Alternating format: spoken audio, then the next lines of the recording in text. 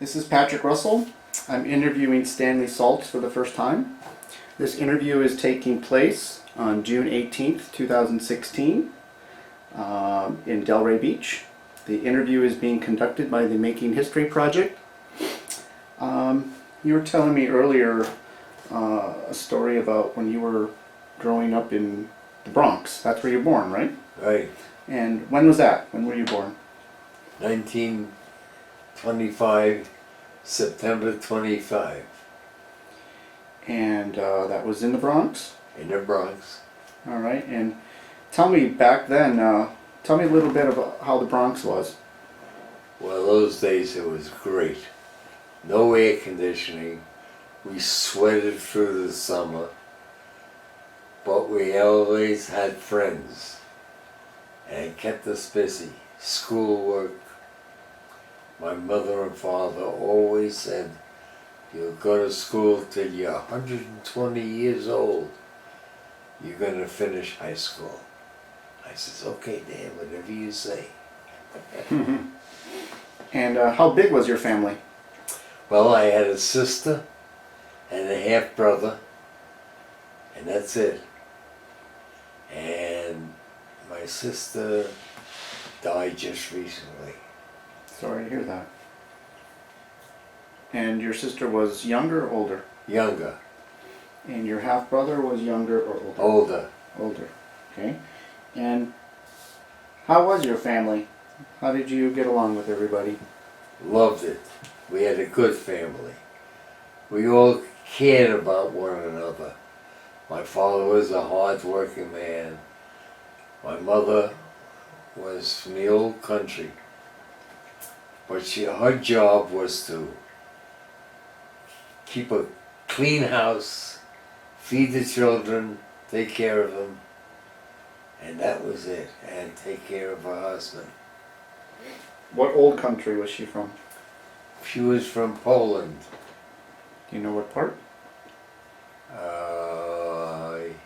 I think it was south of Warsaw. Okay. And your father was, where was he from? Poland. Okay. And Came from Warsaw. Warsaw. All right. And did they emigrate directly from Poland to the United States? Yes. And they arrived on Ellis Island? Oh, I'm sure they did.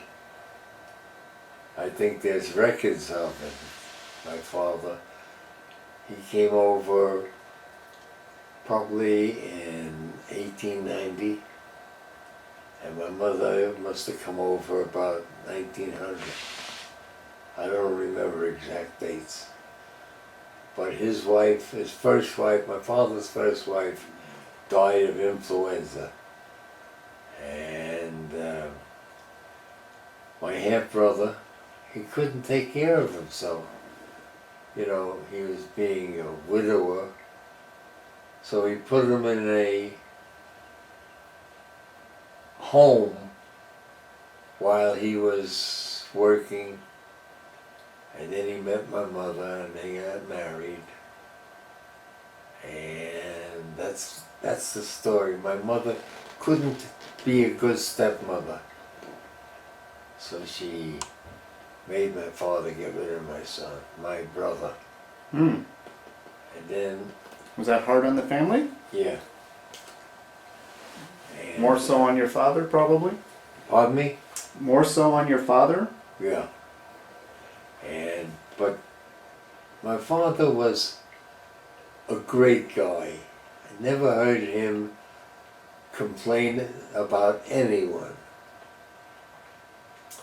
But the boss, my mother was 4'9" tall.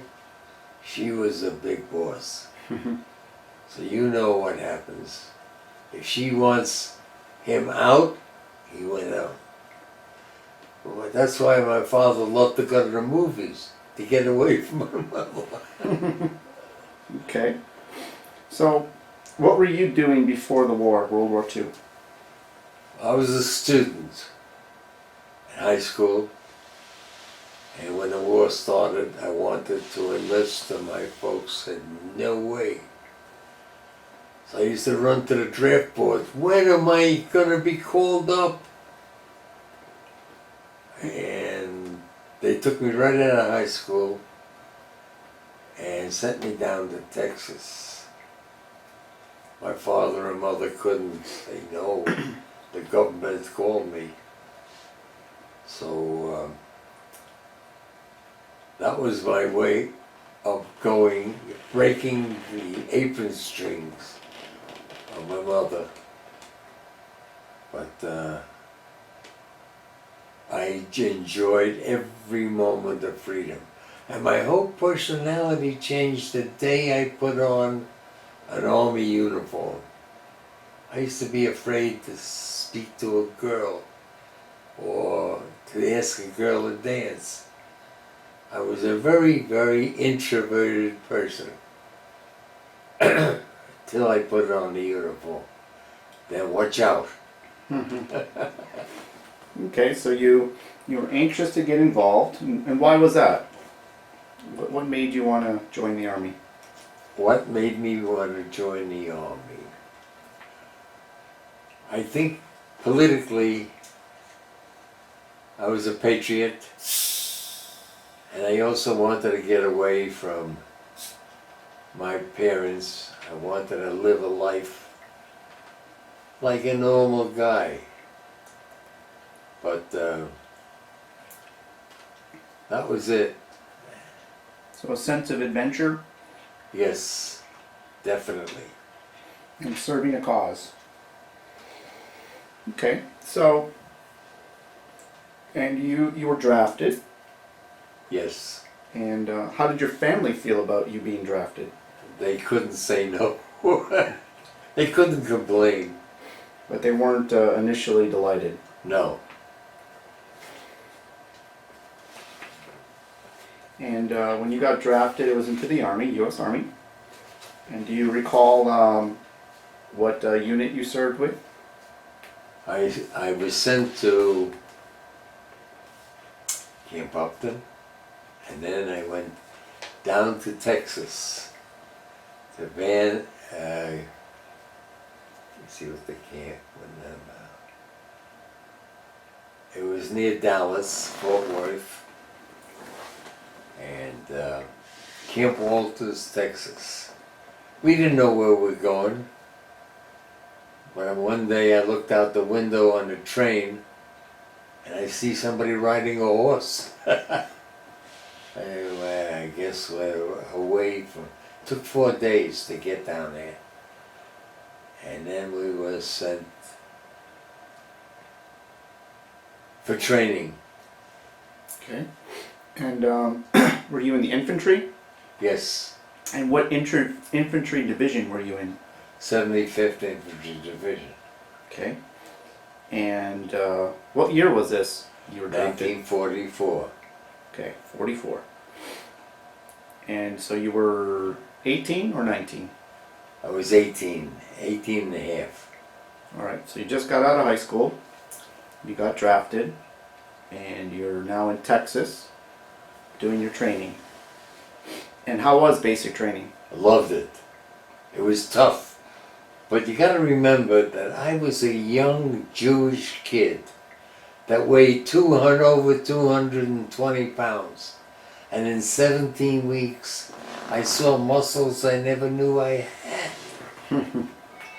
And let's see what else. And I was so thrilled to do all the calisthenics. I was a good soldier. I followed the orders, instructions. And they made from a young, fat Jewish kid into a killer. They said, your job in life is to kill the Germans. So I said, okay, I'm willing. In fact, we were told in bayonet training, if you see a German prisoner walking without a guard, go at him and kill him. And I refused to. In fact, when we saw a German's prisoner without a guard, we started looking toward him, and he started yelling, "God, God, God!" And then a guard showed up. So they must have got that message too. So in 1944, the U.S. already had been at war for a couple years. Were you following it when you were in high school? No. You didn't follow what was going on? Well, of course I followed what was going on. We were getting the hell knocked out of us. And then I finished my basic, I think was February, 17 weeks of basic. I had a furlough. Then they sent me to Mississippi, to the 63rd Infantry Division, where the general there had us cutting grass with scissors. Cutting grass with scissors? Yeah. The only way you can get out of that area was to either join the paratroopers, which I applied to. Listen, even 2 chaplains went AWOL. So you can imagine how bad it was. Mississippi. Then I applied for the paratroopers. And then a friend of mine who worked in headquarters company, he says, "Stan, withdraw your application because you're being transferred." And he transferred me out to the 75th Infantry Division, Camp Breckenridge, Kentucky. And that's where they taught me to become a demolition man. Okay. Mines and booby traps. And so that was your specialty in the infantry? Yes. Demo man. So tell me a little bit about that training and what your job was. Well, my job was to locate mines or booby traps and make them either safe or blow them up. I knew how to handle TNT and the percussion caps and all that stuff. I had to remember all the formulas. I was a good soldier. In fact, during combat, I used to be able to smell a booby trap.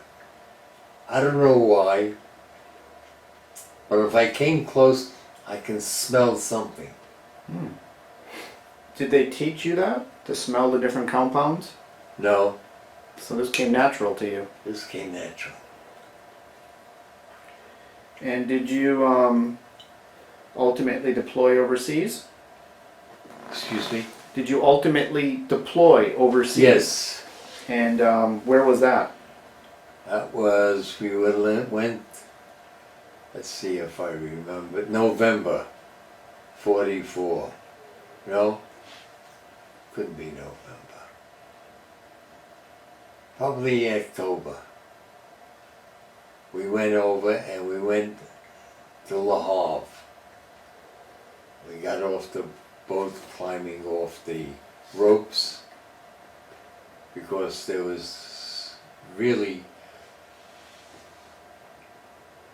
no seaport that could take us. So we went down the ropes into the little boats and they took us to land. I think it was called Sweeps was the area that we went to. And this was after the invasion. The invasion was in June. We landed in October or November. And that was it. Okay, and did you recall the name of the ship that took you over to Le Havre? Yes, it used to be a SS America, I think, but they changed the name or whatever to hold 15,000 troops. And describe that journey. How long did that take? I took six days. 6 days from the U.S. to get there? All right, 6 or 7 days. and everybody was seasick. And we were happy when we reached land.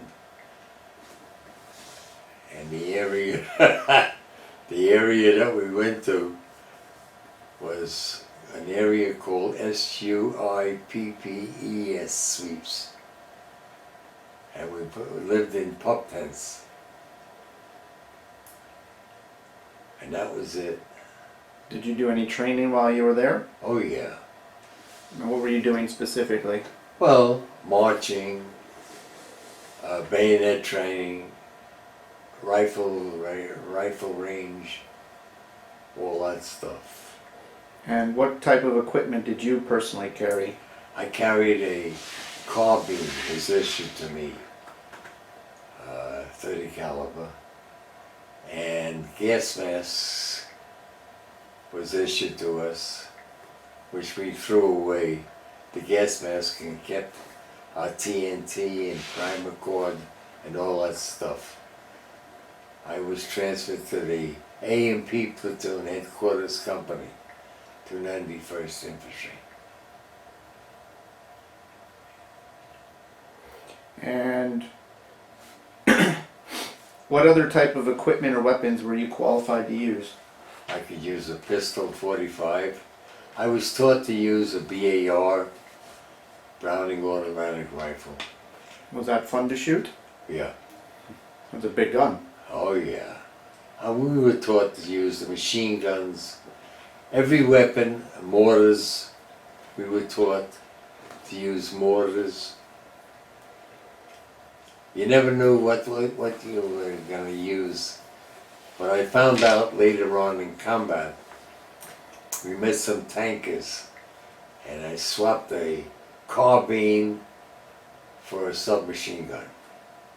Because my idea was to keep their heads down, the enemy, just keep blasting shots. They'll keep their head down till you pass them or shoot them. Mm-hmm. Did you do any training on German weapons? German weapons, yes. We found their, what we call the bazooka, hand grenades, the Luger, P-38, and their Mausers. We learned how to take them apart and shoot them also. But we had an advantage. Our M1s and carbines could shoot a clip of 7 rounds. Whereas the Germans had a bolt action, the Mauser. Mm-hmm. And what did you do from when you were in your pup tents? Where did you move from there? Well, from there, from there, we got on a train and we were told we're going into combat. Because that was the beginning of the Bulge in December. And it took 3 days to get through to relieve the 106th Division in Germany, in Belgium, at the Ardennes. Okay, so at this point it is December. Were you issued winter clothing at that point? No way. No. We needed it. But everybody knows that in November, December it's going to be cold. Why wasn't there any winter clothing? But we never expected it to happen that quick. In fact, the snows were up to the beginning of my tuchus. I remember when I relieved this guy from his foxhole in the Ardennes, and he said to me, "Thanks." I took off like a big ass bird. And he didn't even tell me which way Jerry was, you know? So I got in the foxhole, and then I didn't know what to do. I waited. Jerry was shelling artillery shots. But my foxhole was covered, so I was all right. But then I heard a strange sound. I looked out. I can't see anything. Says I crawled out into the snow, probably 30 paces. There I saw this German army police dog, dying, bloody as hell, took snow, wiped the snow off, wiped the blood off, dragged him into my foxhole, gave him some water and a K-ration. Really? That day, that dog saved my life and the lives of my squad because he never left my side.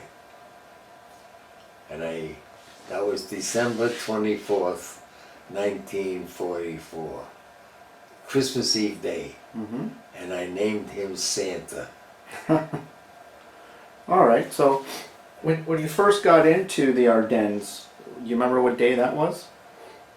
That was the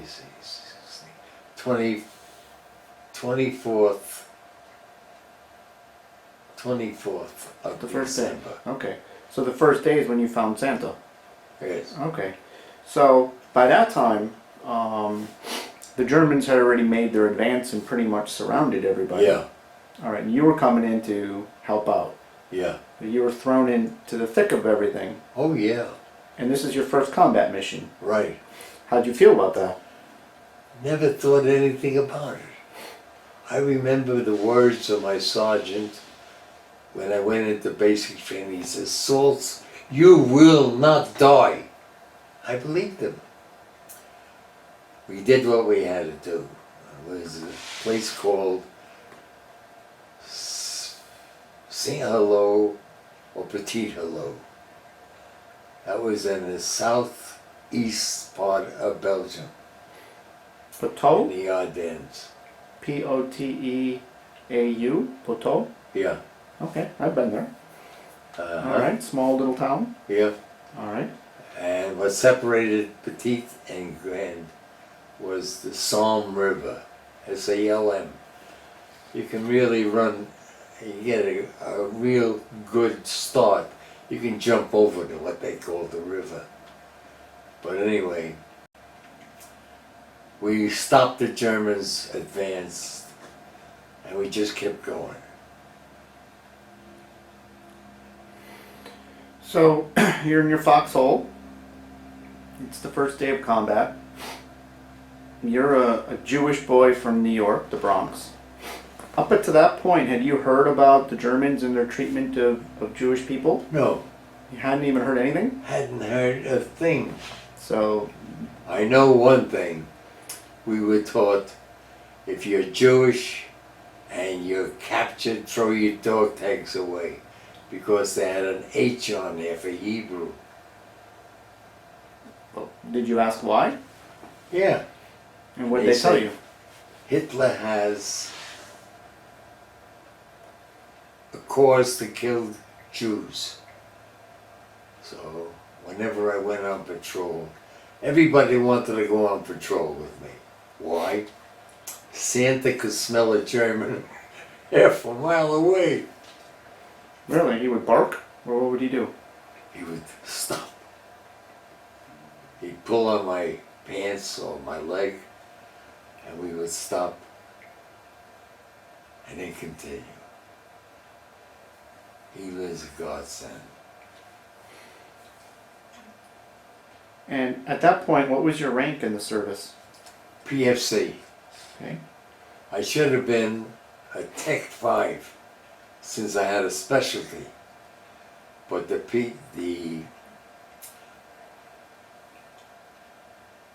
I'm trying to think of the term they used. Didn't call for it.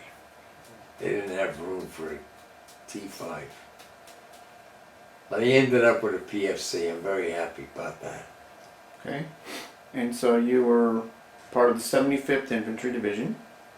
Do you recall any of your commanding officers or squad Captain mates? Appleby was the captain of our group. Lieutenant Donahue was the lieutenant in charge of my squad, my platoon. I remember their names. I still have 3 buddies still alive today. From my your squad. platoon? Yeah. We contact one another. Great. And so, tell me about, you said earlier that Santa saved your life, the life of your squad mates. Tell me a little bit more about that. How did you do that? Well, you gotta remember, Santa was a German army police dog. His master must have killed him, tried to kill him. I don't know why.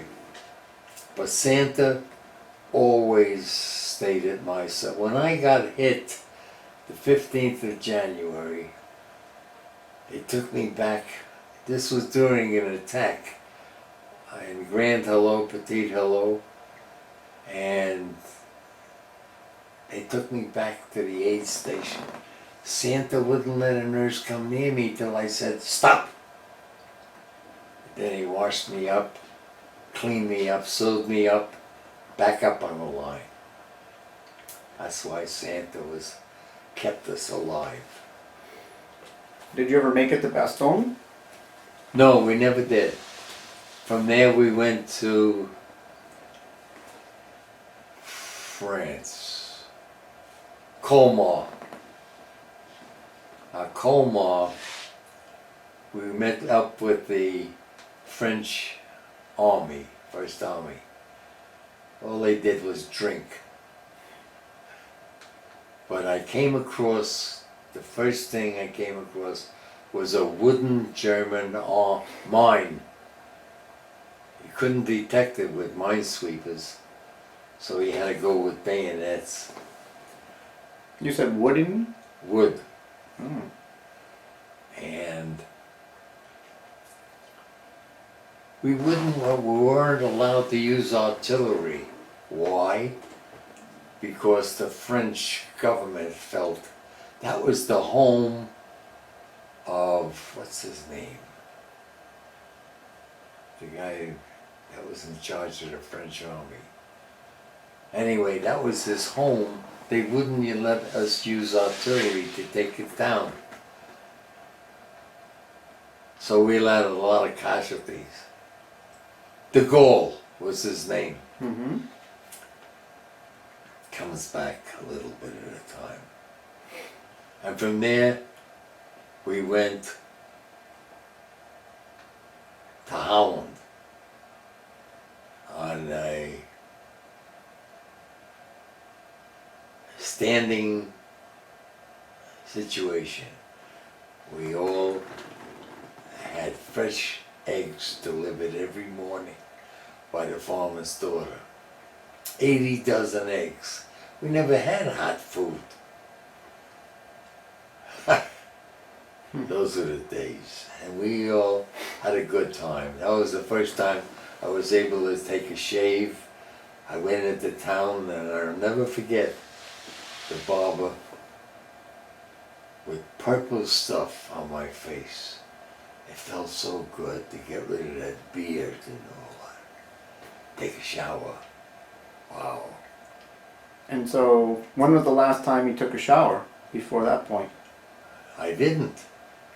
We had no facilities. So not since you shipped out on the 24th of December, all the way through to January?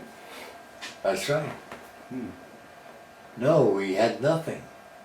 We froze our tootsies off.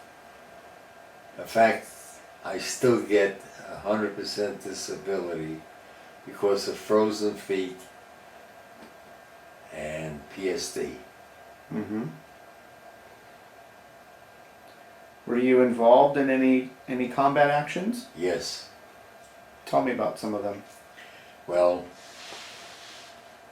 we were in the, I'm trying to think of the date, I don't remember. But anyway, we were in the Ardennes woods, and we had caught a number of German SS people. 11. And we went captain said to me, Saltz, you and Thomas take these 11 prisoners to be interrogated. So he says, okay. Well, we marched them toward headquarters company, headquarters. And I was in a lead, and I said to the top guy, first guy, Ich bin a Jude. I was Jewish. That's what that means? He spit in my face. So Bill says, come running up to me, what happened? I said, I told him I was Jewish. He what? We lined them up, killed them all, and moved the bodies around. So we returned back, and the captain said to me, no, it was the lieutenant. He said, Saltz, what happened? I said, they tried to escape. We had to shoot them. Good boy. Do you move the bodies around? Yeah, good boy. That was that. Where was this? That was In the Ardennes? in the Ardennes.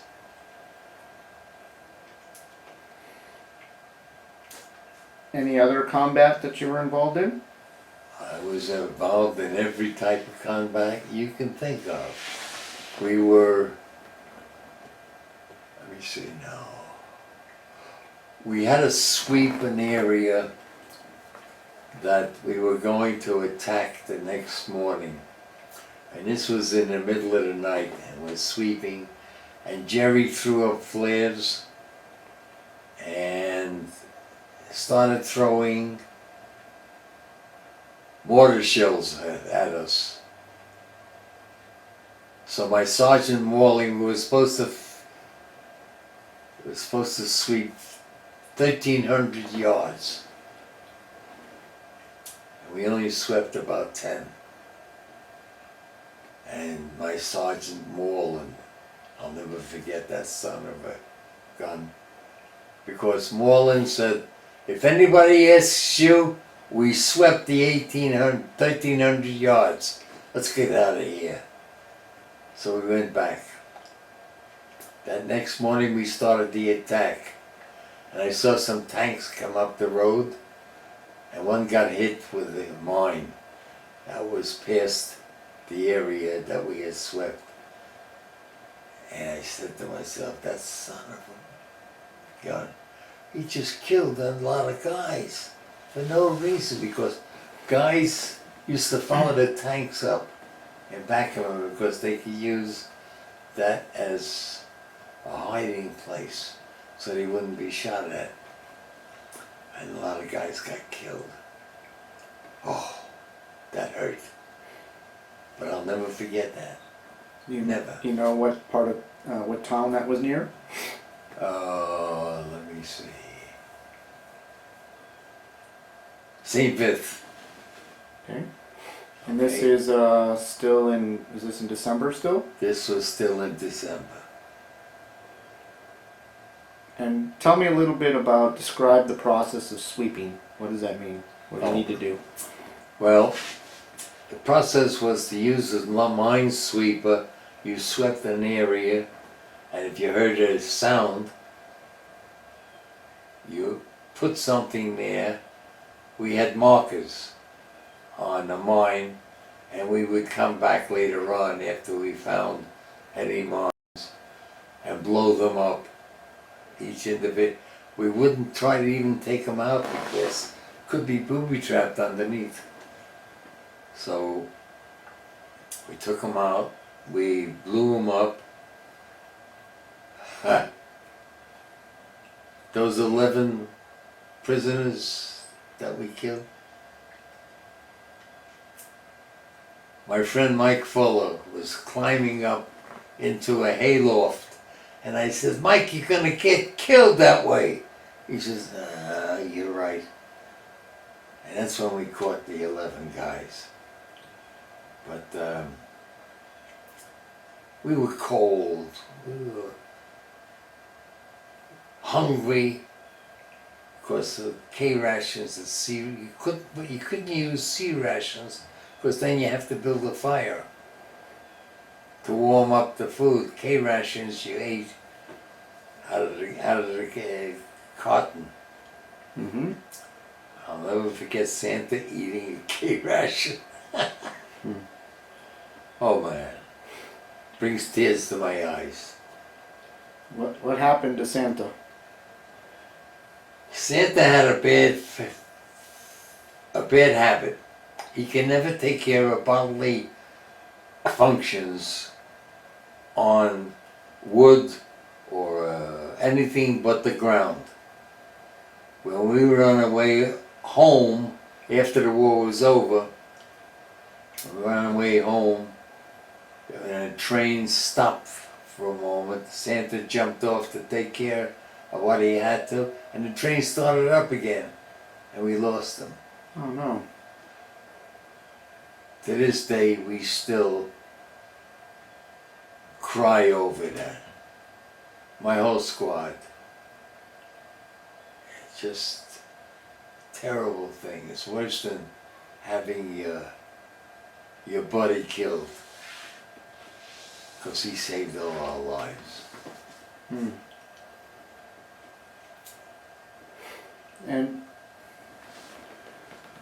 what triggered and the 11 prisoners? What triggered the shooting of them? What type? Well, what triggered it was this sergeant of the SS hated Jews to such an extent that he spit in my face. And this infuriated everybody around you? Yeah. Well, it was just two of us. Oh, two. Bill Thomas and myself. Bill came from Connecticut. Great guy.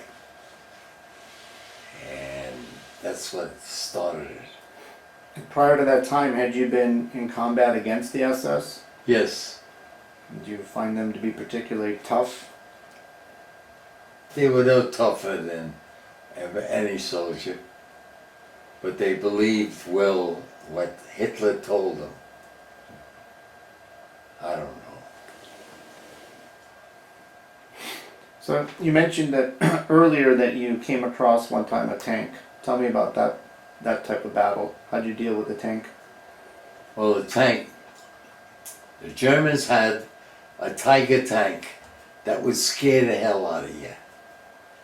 The noise that it produced was fantastic. We used to hide behind trees or in a foxhole and so forth, hoping they wouldn't spot you. But the American tank was like half the size of a Tiger tank. And that's the ones that got blown up by the mine up in the Ardennes. Yeah. How long were you in the Ardennes? We were in the Ardennes till the 16th of January. Then we were sent to Holland. No, we were sent to, not to Holland. We were sent back to France. And then from France we went to Holland, and from Holland we went into Germany. Okay, so you spent about 3 weeks in the Ardennes. Yes. And was that the coldest you've ever been? Pardon me? Was that the coldest you've ever been? Yes. We used to had 3 men in a foxhole when we stayed in. We used to rub one another's toes. Mine were beginning to turn color, blue. And he sent me back to the CP. They gave me a shot of whiskey back up. That was the only way that they can do anything about that. We didn't have clothes. Those were the days. So how did you pass your time in a foxhole when you were so cold? Talking about going home, of what we're gonna do when we get home. I mean, you gotta remember, we were 18, 19 years old. What What was our goal in life? I don't know. Well, we talked about women. It kept us going. But it was so cold that in the morning when you got out of bed, you used to urinate on your weapon because it would freeze up till it finally loosened up. But I remember running and running and running, and then my Bill says to me, in an attack, where the hell was it? I don't remember. In an attack, he said, Saltz, you're bleeding like a pig. I says, why? Well, I don't know. He says, put your hand over your right eye. Come away with blood. Shrapnel got me. Took me back to the medics down the hill. And that's when Santa wouldn't let the nurse come down. So you got shrapnel in your like forehead? Yeah. Right here.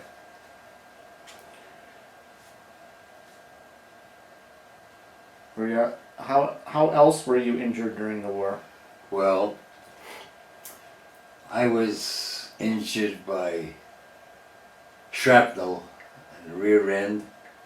I used to put sulfur on. It was not life-threatening. I didn't want to go back to the VA, to the medics. He just pulled out the piece of shrapnel, put some sulfur on it, and that's it. But outside of that, I was very lucky. So you only had like 2 shrapnel hits and then your feet? Yeah.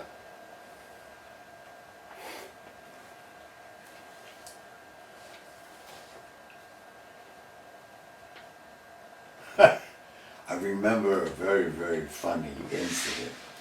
We took the town of Baden-Baden in Germany. Now, the German people, when they went on vacation, they took all their valuables and left it with the Burgermeister in this big safe in the depot. And I get a call from one of the guys, and they said, we had an unwritten law. If you're gonna loot and you need help, you gotta share. And he said to me, Saltz, we got a safe here. Think you can open it? And you're the demo man. Yeah. The safe cracker. So I said to one of the guys, get me a rifle. And with armor-piercing bullets. I put 7 rounds around in the dial. Nothing. So I said, get the guys away. I put charges of TNT around the safe. And I got the area cleared up, set it off. The depot fell down, but the safe still is still there. Could never open it. But that was a funny incident. Did you receive any awards or medals for your service? Well, I got a Bronze Star for wiping out some, not me alone, wiping out some machine gun nests, and that was it. I got the Purple Heart, and that's about it. And do you recall that time when the machine gun nest was wiped out? Yeah. Tell me about that. Well, we were stopped at a place that was barricaded.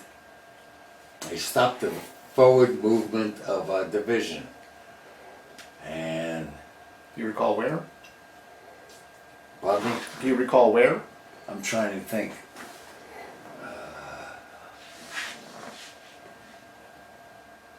could look it up, but anyway, we crawled along a ditch. Me, Bill Thomas, Mike Fuller, Taggart. And we got close enough to throw grenades. And we did wipe them out. But they were young kids that we killed in German uniforms. I think they were Polacks. I don't think they were Germans. But I guess somebody spotted it. And that's why we got the Bronze Star. I never expected it. Mm-hmm. Outside of that incident with the SS troops, did you ever have any other interactions or conversations with the Germans? Interactions. We took this house in Baden-Baden, and we had to go room to room. And I opened up this door, and there's this young kid, maybe 12, 13 years old, with a rimfire pistol, hand shaking like this. I looked at him, I said, oh shit. I hit him with the butt of my submachine gun, took the rifle away, took the rimfire antique gun, and that was my face-to-face encounter with the enemy. After that, we just went right through it. What about with civilians? Did you talk to any of the German civilians? I never found a Nazi in Germany. Would you believe that? Never found a Nazi. I spoke to a man at the end of the war, and I said, how come you believe all this crap? And he says, remember, we were starving people. Hitler was our, I don't know what you call him. He was our hope to bring Germany back to what it was. And we believed everything he said. We're not happy with what happened. And that's why he said, we were forced to join the party. I said, yeah, we were forced to join the party. Oh, April 29th, 1944. I was called because I had a reputation as a demolition man in mines and booby traps. I was called to join the 49th Infantry Division. Before you start, what was your reputation? I could smell a booby trap. Okay. Because they lost their demolition man. So they transferred me over there, just me alone. And we went through woods near Munich. And I come out of the woods and I see this, like barbed wire, stockade. I was the first American soldier to find Dachau, concentration camp. I didn't believe. I didn't believe what I saw. Oh. I went, called the lieutenant, got the captain down. I opened up the gates. There's a picture of me and opening up the gates at the at the Holocaust Museum in Washington, D.C. So you were the one that opened the gates? Yeah. So, well, tell me about that moment. You're in the woods and you're with your platoon? Yeah. And you exit the woods and you see this stockade and what do you see? Take me there. Okay. As we approach, we're waiting for fire, and I notice there's no fire coming from the enemy, and I walk closer and see these people hanging on barbed wire. I says, what the hell is that? And I called the captain and I called the lieutenant. And we opened up the gates and then Stockade. How could God, if they were a God, how could he do something like that? Allow people to die this way. Skin and bones. The smell of death was all around, which we're used to. But that was a horrible time in my life. Did you see any survivors? Yes. Were you able to talk to them? Well, I spoke Yiddish a little bit. And they were all either attorneys, doctors. They were professional people or people that were against the German government. Yeah. And they were all in various forms of starving? Right. Any Germans?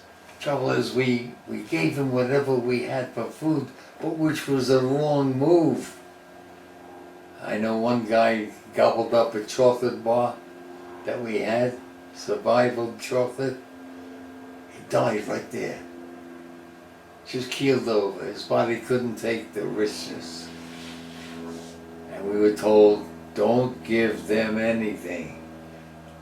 Just give them, we have to build them up before they can get any good food. This is what we did. And when I got out of there, I went hunting. We couldn't find anybody. All You the went guards- hunting for Germans? Yeah. So there weren't any Germans when you got there? No. All the guards had left. How long did you spend inside Dachau? Day and a half. Day and a half. Then I went back to my outfit. And tell me like what you saw. What I saw was bodies lying all over. Oh, I went into one of the rooms. Oh.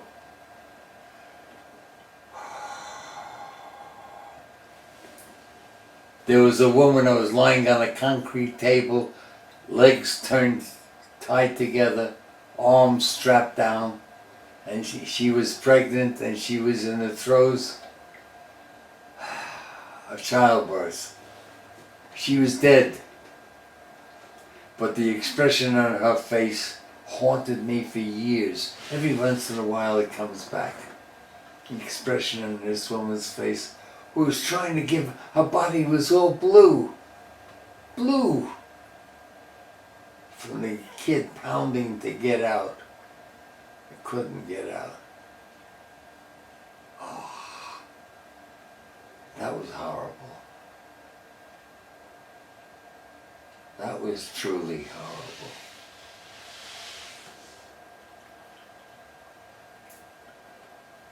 What can I tell you? How can brutality like that be allowed in this world? I mean, I did some bad things in my life, but nothing like this.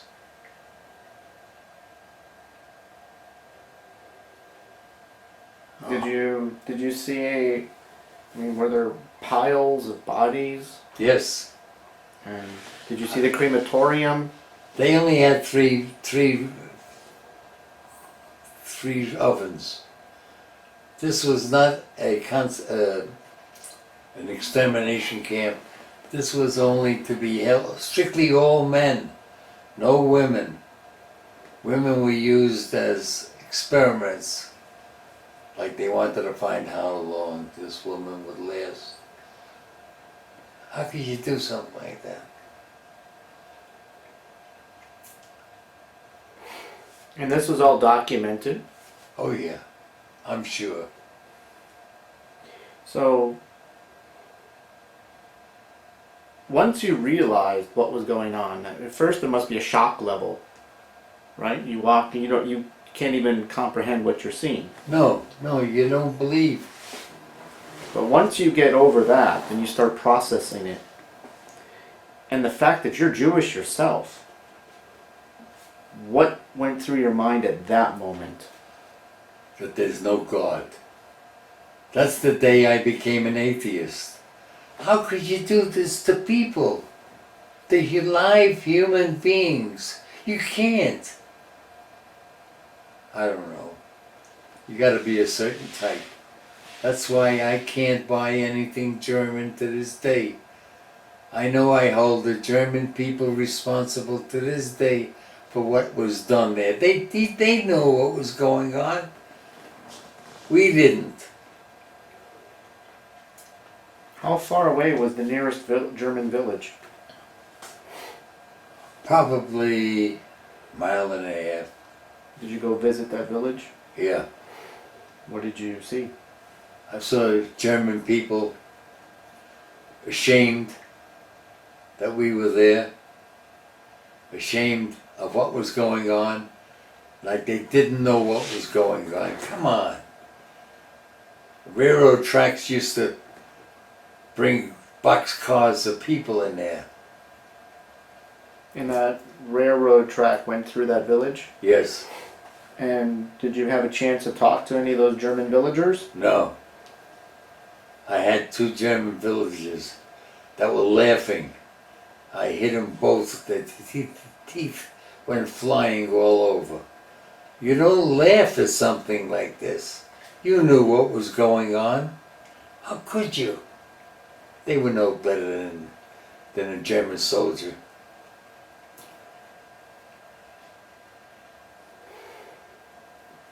All I saw in Germany were white flags. Surrender, surrender. Where was it?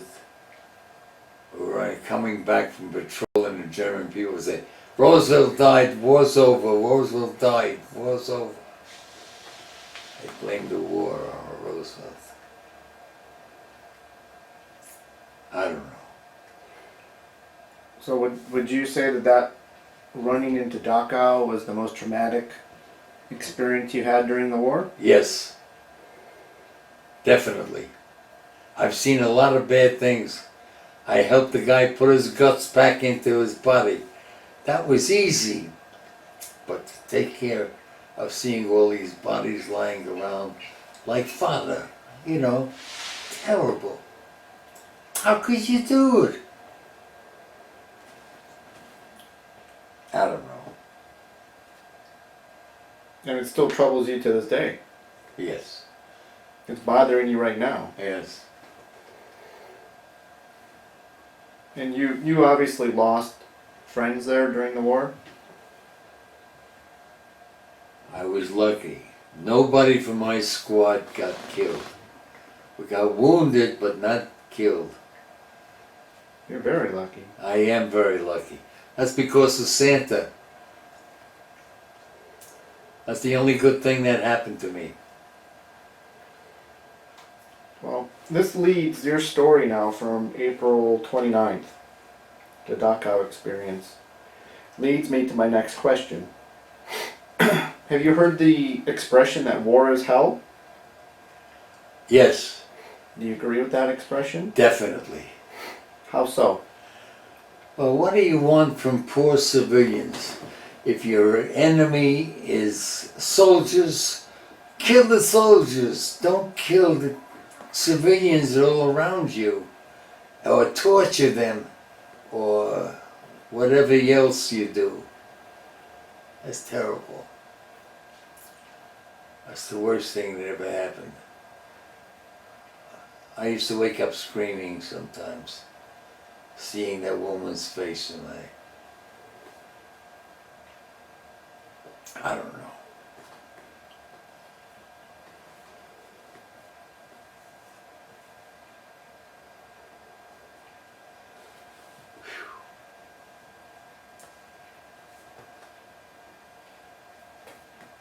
I cannot step a foot into Germany. I've been all over the world, but never again into Germany.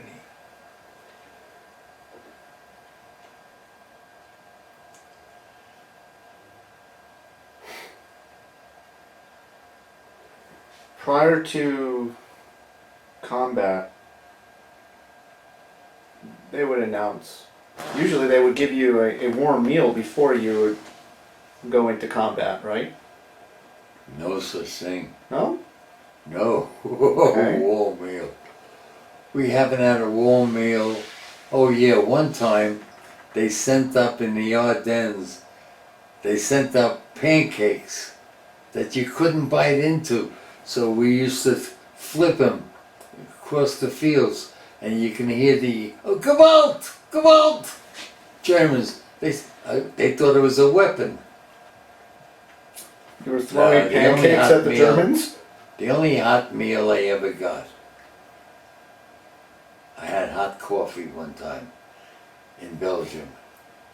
This family, mother, father, crawled from foxhole to foxhole with these big containers of hot coffee. We couldn't build fires, so they would give us coffee. All right, well, prior to combat, did you have any type of rituals or habits with you or your friends? You know you were going to go, have to fight in the next No. couple hours? No. No? Just went and did it. No, that we were taught to do it. We look forward to it, to end this war, to end the killing. I was very patriotic. I still am today. What was your most memorable story from the war? Was it Dachau or something else? Finding Santa.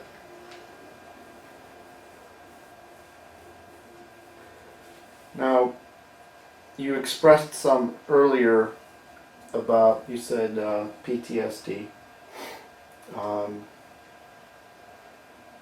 Did you experience or suffer any trauma from the war? Of course. How could you not? Tell me about it. What symptoms did you have? Well, I used to wake up screaming at night. How long did that last? What? How long did that last? Well, over the years it dissipated. I very seldom. Now that we're talking about it, I can conjure up the face. But I have frozen feet, neuropathy. Sometimes I take medication to calm me down.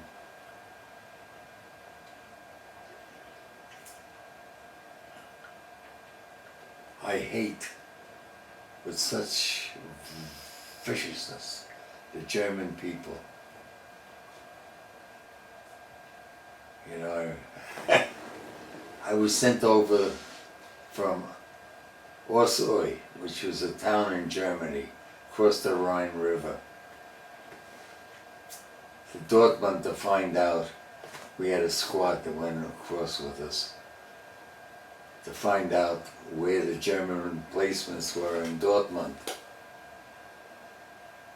And we marked out a jewelry store that we would share when we got back. When we got back, they opened up with 127 battalions of artillery. They flattened Dortmund. My jewelry store was gone. Couldn't even find any loot. Mm-hmm. Yeah. How soon after your experience in Dachau did you have those nightmares and vision of that woman? From that day on. From that day on, she could not leave my mind. The expression on her face. And how long did that last? In the beginning, probably months or years, I don't know. Did you have any type of symptoms where rapid movement would make you jittery or nervous? Well, my hands used to shake terribly. I took a course in dental technology. I had to give it up because I couldn't, my hand would shake, so I couldn't even make an inlay So that finally dissipated. What about loud noises or fireworks? Did that disturb you when you returned to the States? Never deterred. You think maybe your role as a demo man helped you deal with explosions because that's what you did all the time? Yeah, well, I was so used to loud noises, it never got to me. What do you think made your hand shake? I don't know. And before the war, you didn't have that? I didn't have that. I had minor trembling. And I couldn't hold. I mean, I could drink a cup of coffee and all that. But that's slowly but surely dissipated. And you said that you had to look for booby traps. Were you, was part of your job to scan the ground and looking for, what do they call them, like toe poppers Mines. or something? And did you find that when you returned back to civilian life that you were still scanning the ground looking for? No. No? No. You left that back there. I left that back there. I was able to take advantage of the GI Bill. I went to school. The government took good care of us. All the vets. Even today. I have 100% disability. When I go up to the VA, they take care of all my needs. In terms of any type of other trauma, did you find yourself waking up in like cold sweats or things like that? I don't know. I know I woke up yelling, but that's about it. I don't know about cold sweats. Did you have any type of anger or guilt issues after the war? Never guilt, but I was angry. I was angry for what I saw or what I went through. But I was too young to realize what you really go through. I finally realized the things that we were brought up with, like putting a light on by a switch or something like that, that wasn't available to us. Really. And thank God that we were able to go back to civilian life.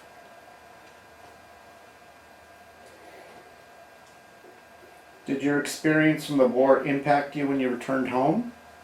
Outside of the nightmares that you had? Anything else? Not really.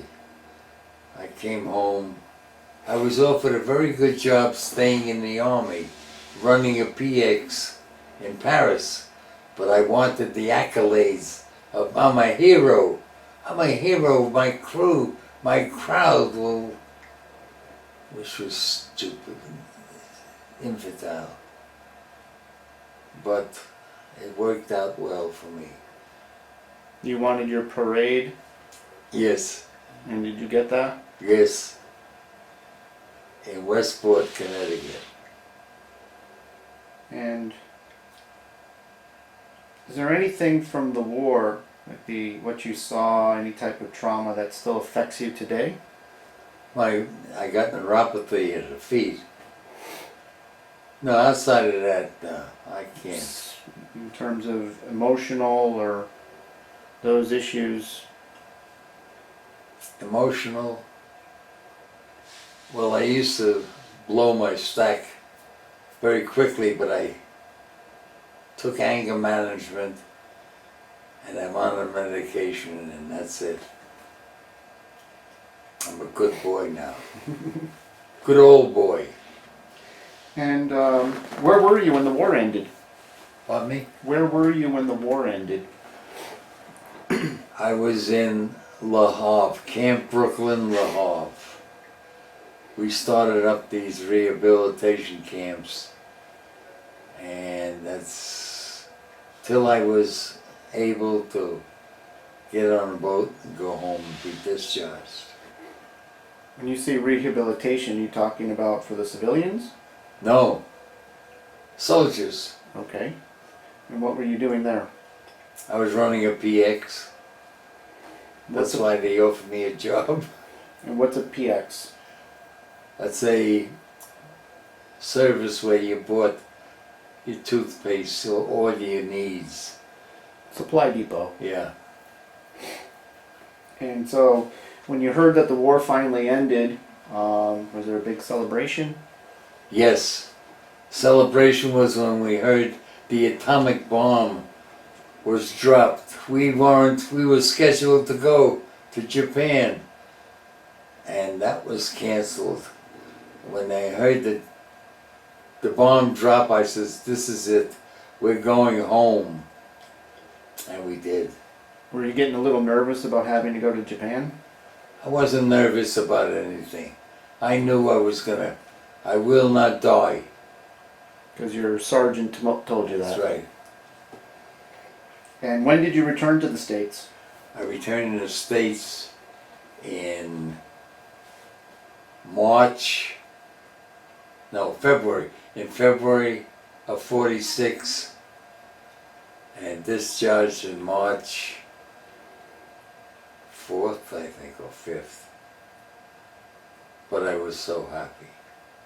How was that boat ride home? Smooth as, it was a Coaldale victory. I'll never forget the boat. We all got so sick. I was laying in my bunk. I was white as your t-shirt.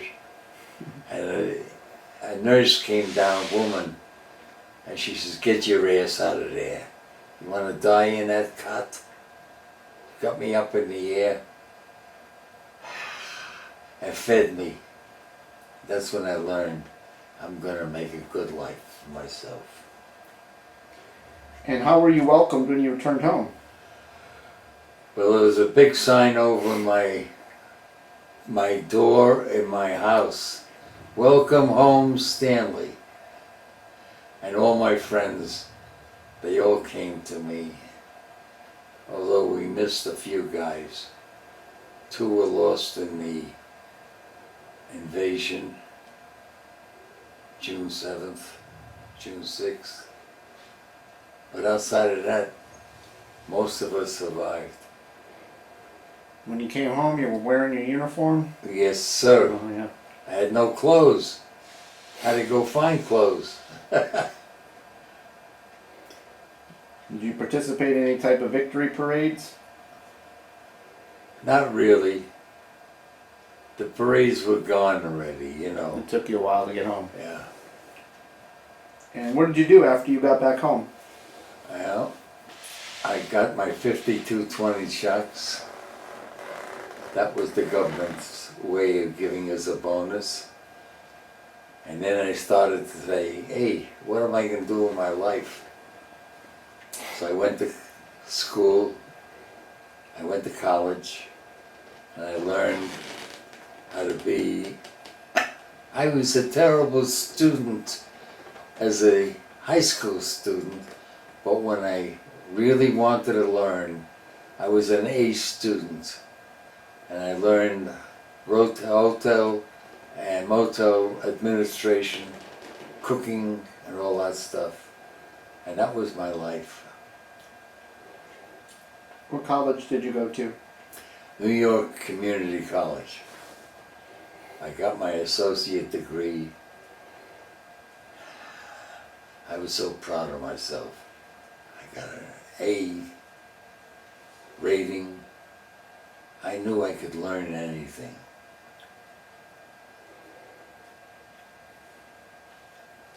And did you stay in contact with any of your friends from the service? Yes. We had a number of reunions, and to this day I still talk to my buddy Cascarana up in Orlando. Mike Fuller is in San Diego, and There's someone else in Jersey, but he's like a vegetable. Hmm. Yeah. No young chickens anymore. No.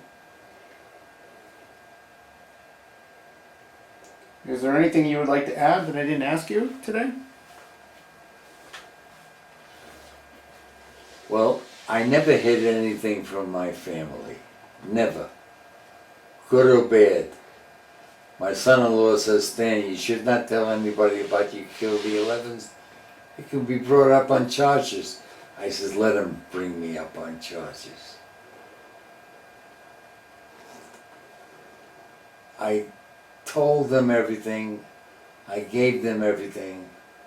All the medals that I had, I gave to my grandsons. Did you keep or have a picture of Santa? Yes, Yeah. You'll have to show me that. I certainly will. Is there anything you would like to tell future generations? Yes. What's that? Be involved in your country.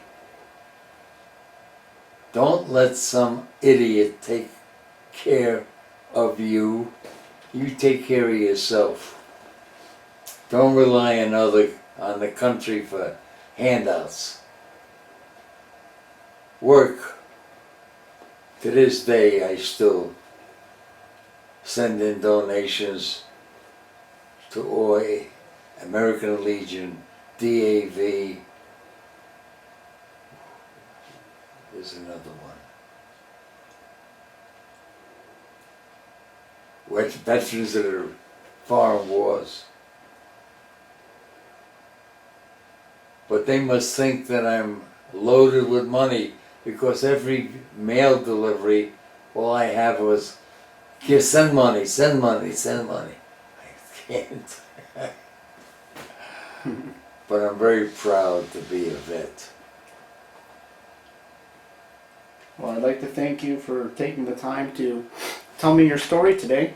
It's been a pleasure. It's been my pleasure too. And I'd like to thank you for your service to your country. Thank you. All right.